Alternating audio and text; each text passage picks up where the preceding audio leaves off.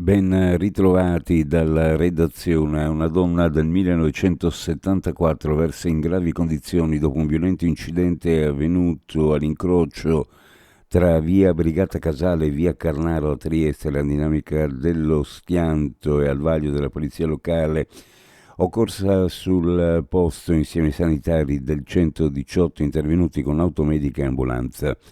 La donna ha riportato gravi traumi, è stata trasportata in codice rosso al pronto soccorso dell'ospedale di Catinara, condizioni critiche. Con l'approvazione delle linee di indirizzo per il triennio 2026-2028 della Fondazione Compa FVG, si vuole potenziare la realizzazione di iniziative formative e azioni dirette a promuovere l'attrattività del lavoro pubblico.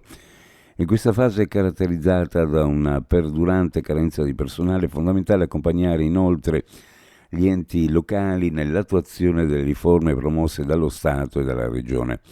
Lo afferma l'assessore alle autonomie locali Pierpaolo Roberti dopo che la Giunta ha approvato la delibera con cui vengono adottate le linee di indirizzo alla Fondazione Scuola di Formazione del comparto unico della Regione Friuli Venezia Giulia e Centro di Competenza Compa FVG per il triennio 2026-2028.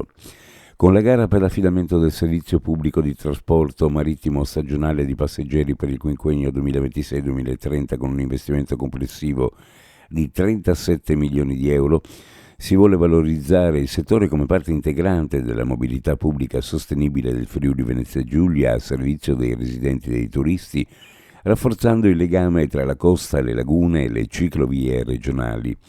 È un modello di sviluppo che unisce efficienza, attrattività e tutela del territorio.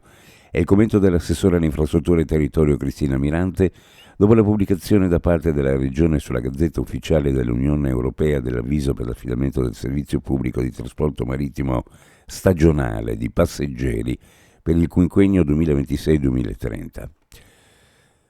70 anni di formazione di giovani adulti che hanno trovato la loro strada, di formatori che hanno trasmesso saperi e valori.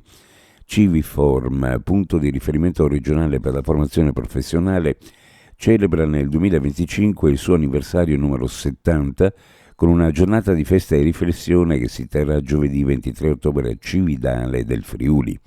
L'evento dal titolo I 70 anni di Civiform, tra storia, attualità e futuro, costituirà un momento di incontro tra chi ha contribuito alla crescita dell'ente e chi ne rappresenta il presente e il domani.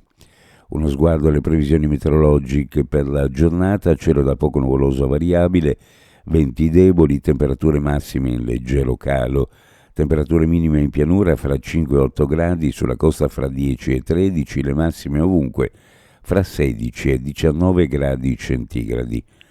Previsioni a cura di ARPA e FVG Meteo. Ed è tutto per il momento con l'informazione. Grazie per averci seguito, a più tardi.